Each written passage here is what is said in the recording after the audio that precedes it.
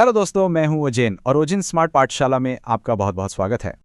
भारत के इतिहास की जो विशाल कहानी है, उसमें कुछ अध्याय अक्सर नजरअंदाज हो जाते हैं, अनसुने रह जाते हैं। आज हम एक ऐसे ही छिपे हुए अध्याय को खोलने वाले हैं, झारखंड का।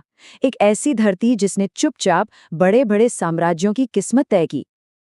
अच्छा, जब हम प्राचीन भारत के महान साम्राज्यों के बारे में सोचते हैं, जैसे मौर्य या गुप्त साम्राज्य, तो शक्ति का केंद्र कहाँ नजर आता है? जाहिर है, मन में दिल्ली या पाटलिपुत्र जैसे शहर आते हैं। लेकिन क्या हो अगर इन साम्राज्यों का असली आर्थिक इंजन, उनकी असली ताकत कहीं और, जंगलों और पहाड़ों के बीच छिपी हो? और इसका जवाब शायद आपको चौंका दे। ये शक्ति एक ऐसे क्षेत्र में छिपी थी जो संसाधनों का सचमुच खजाना था, और वो क्षेत्र कोई और नहीं बल्कि आज का हमारा झारखंड था। तो चलिए समय में थोड़ा पीछे चलते हैं, लगभग 2300 साल पहले मौर्य साम्राज्य के दौर में। उस विशाल साम्राज्य के लिए जो लगभग पूरे उपमहाद्वीप पर फैला था, झारखंड सिर्फ एक जंगली इलाका नहीं था, बल्कि एक बेहद जरूरी, एक रणनीतिक संपत्ति थी।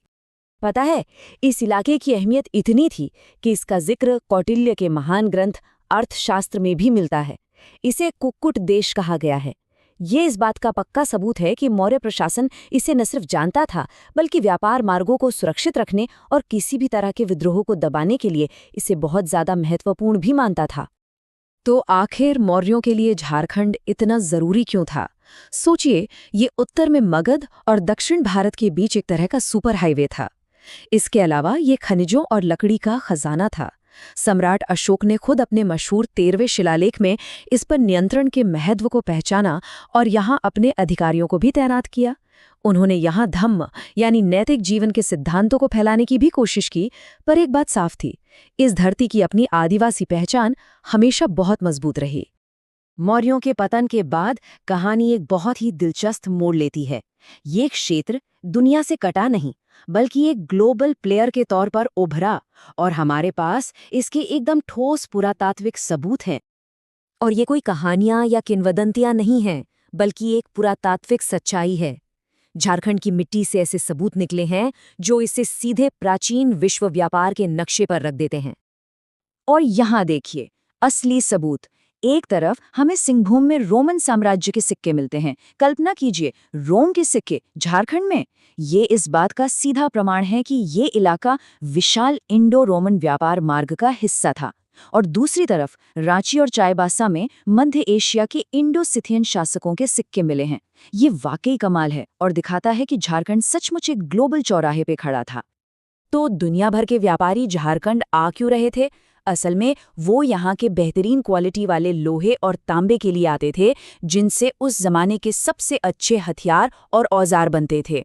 वो सिंहभूम की नदियों से निकले सोने की तलाश में थे, और हाँ, वे यहाँ के जंगलों से लाख, शहद और दुर्लभ औषधीय जड़ी बूटियों जैसे अनोखे उत्पादों के लिए भी आते थे। तो व्यापार और कॉमर्स के इस हलचल भरे सेंटर से अब हम चलते हैं भारत के उस दौर में जिसे स्वर्ण युग कहा जाता है, यानी गुप्त काल। इस युग में झारखंड सिर्फ एक संसाधन केंद्र नहीं रहा, बल्कि साम्राज्य के सांस्कृतिक और तकनीकी ताने बाने का एक अहम हिस्सा बन गया।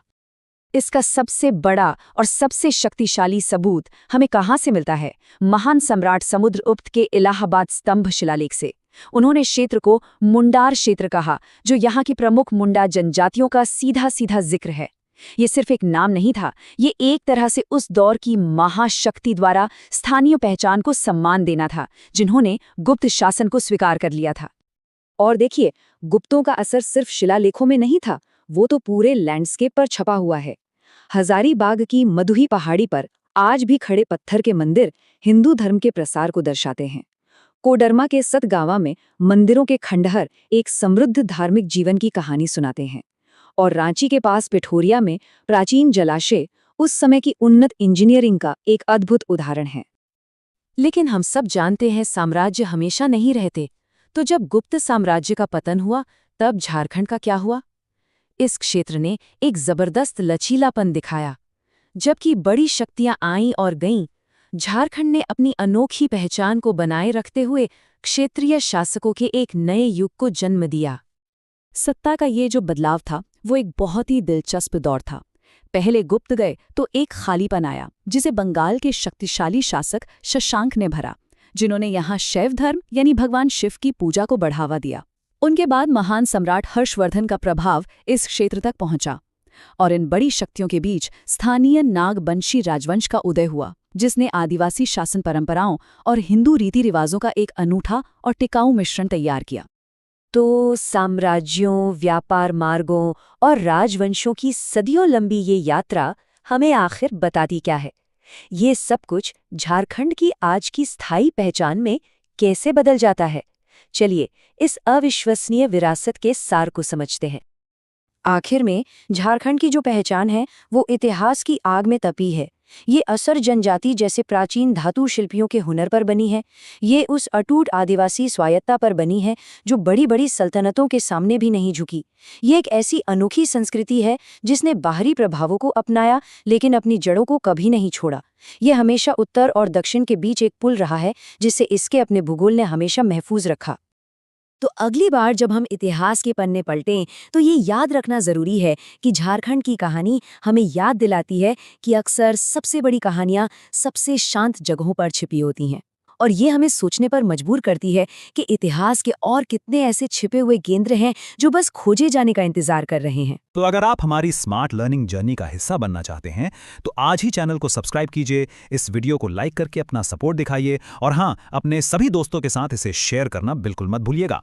तो चलिए साथ मिलकर स्मार्टली सीखते हैं और साथ में ग्रो करते हैं। Thank you.